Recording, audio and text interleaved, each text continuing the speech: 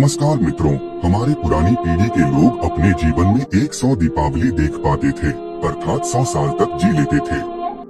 लेकिन आज के जमाने में 60 या 70 साल का जीवन भी अधिक माना जाता है, और उसमें भी जो लोग अच्छे होते हैं तो और भी कम उम्र में ही इस दुनिया को छोड़कर मृत्यु को प्राप्त कर लेते हैं।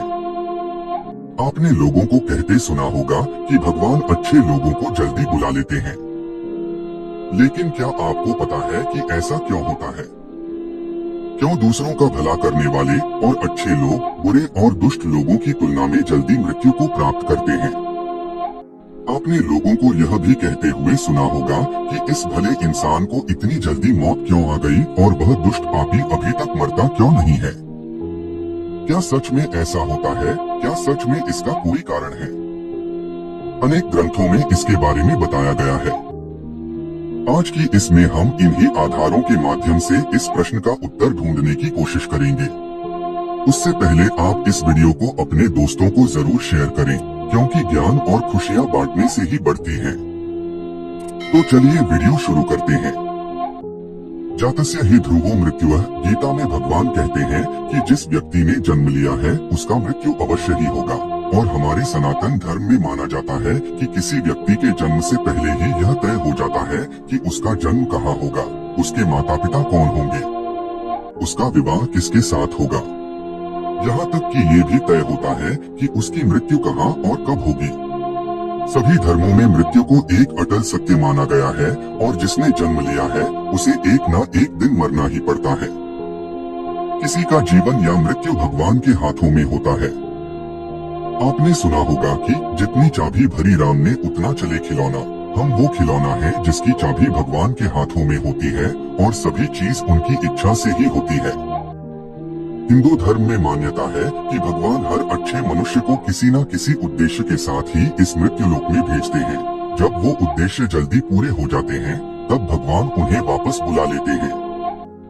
अर्थात अच्छे लोगों की मृत्यु भी उनके अच्छे कर्मों पर ही निर्भर करती है।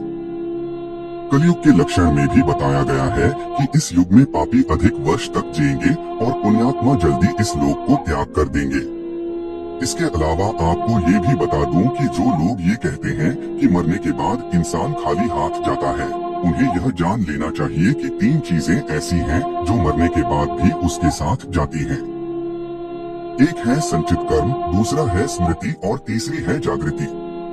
इसीलिए आप अब किसी से ये मत कहना कि आप खाली हाथ आए थे और खाली हाथ जाएंगे। हमें कई बार लगता है कि कुछ भले लोग या हमारे परिजन थे जो भले थे, कभी किसी का बुरा नहीं किया था, कभी किसी को सताया नहीं था, फिर भी भगवान ने उनको अपने पास इतनी जल्दी क्यों बुला लिया? उन्हें तो अच्छे कामों के बदले में ज्यादा जीना चाहिए था, तो भगवान ने ऐसा क्यों किया? तो आइए इस बात को समझते हैं। आपने कई प्राचीन कथाओं में सुना होगा कि जब कोई ऋषि मुनि या भगवान किसी अप्सरा या देवता पर क्रोधित होते थे तो उसे सजा के तौर पर पृथ्वी लोक यानी मृत्यु लोक में जन्म लेने का श्राप देते थे।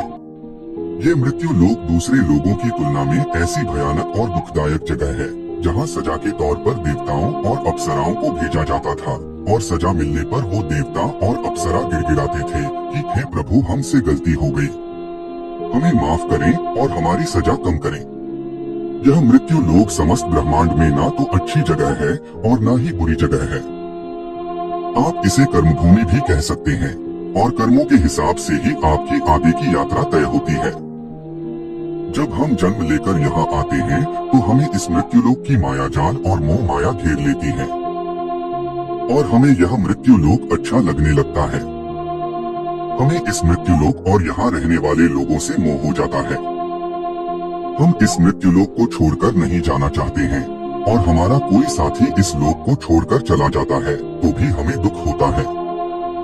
जब किसी इंसान की मौत होती है तो वह जीवात्मा यमराज के वहाँ जाती है, और वहाँ उसके कर्मों का लेखा जोखा होता है। उसमें देखा जाता है कि उस जीवात्मा ने अच्छे कर्म किए हैं या बुरे कर्म किए हैं।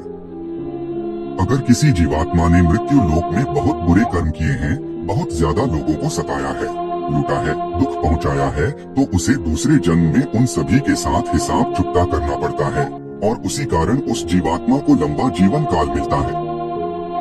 यदि जीवात्मा ने अच्छे कर्म किए हैं तो उसे अगले जन्म में कम सांसें दी जाती है। कई लोग कहते हैं कि अच्छे काम करने वाले को लंबा जीवन देना चाहिए और बुरे काम करने वालों को कम जीवन देना चाहिए।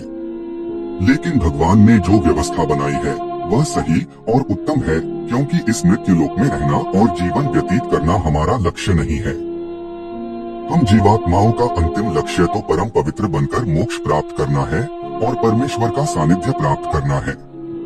हर एक जन्म के साथ हमें अवसर मिलता है कि हम अपनी चेतना के स्तर को अच्छे काम करके ऊपर उठाएं, क्योंकि हम बुरे काम करते हैं तो हमारी चेतना का स्तर नीचे जाता है और हमें हजारों और कई बार तो करोड़ों सालों तक इस मृत्यु लोक में दुखों को झेलना पड़ता है।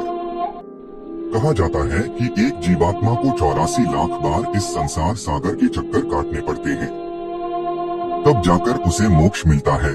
लेकिन जो जीवात्मा अच्छे हैं, भले काम करते हैं, वह जीवात्मा जल्द से जल्द शुद्धता प्राप्त कर ले और कुछ ही जन्मों में के बाद मोक्ष प्राप्त कर लेते हैं।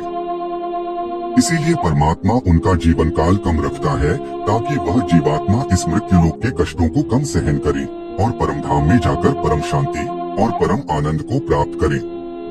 और जिस जीवात्मा ने मृत्यु लोक में बुरे काम किए हैं, उसे इस मृत्यु लोक की यातनाओं को ज्यादा देर तक सहन करना पड़ता है और कई हजारों लाखों जन्म के बाद ही उसकी आत्मा पवित्र होती है। तब जाकर उसे परमधाम की प्राप्ति होती है। दूसरी बात यह है कि हमारा इस मृत्यु लोक में जन्म किसी न किसी उद्देश्य से होता है, और जब वह उद्देश्य पूरा हो जाता है तो भगवान हमें वापस बुला लेते हैं। ऐसा नहीं है कि सभी लंबा जीवन जीने वाले लोगों ने पूर्व जन्म में बुरे काम ही किए हो, लेकिन वह अभी जीवित है, तो इसका मतलब यह है कि उनके जीवन का उद्देश्य अभी तक पूरा नहीं हुआ है। मित्रों, आप समझ गए होंगे कि अच्छे लोगों की मृत्यु जल्दी क्यों हो जाती है। तो हमारे जो भी प्रियजन थे और जिनकी मृत्यु जल्दी ही हो गई हो, वो एक पवित्र आत्मा थे और जितने दिनों तक हमें उनका सानिध्य प्राप्त हुआ वह हमारा सौभाग्य था। उनकी मृत्यु के बाद हमें प्रार्थना करनी चाहिए कि उनकी आत्मा जल्द से जल्द परमधाम को प्राप्त करे और परम शांति और परम आनंद को प्राप्त करे। यह जन्म मृत्यु का रहस्य कुछ ज्यादा ही गहरा होता है, जिसे देवता लोग भी नहीं समझ पाते हैं। इसीलिए मित्रों, आज से अपने जीवन को सार्थक बनाने के लिए अपने गलत आदतों को छोड़कर अच्छे आदत अपनाएं, धर्म और तपस्या में मन लगाएं, क्योंकि ईश्वर सर्वशक्तिमान है और वही हमारा बेड़ा पार कर सकता है। तो मित्रों, आज की यह वीडियो आपको पसंद आई है तो वीडियो को शेयर जरूर करें, क्योंकि हमारा मकसद भी हमारे धर्म का प्रचार करना ही है। इसलिए 5 लोगों तक यह वीडियो जरूर पहुंचाएं। मिलते हैं अगले वीडियो में।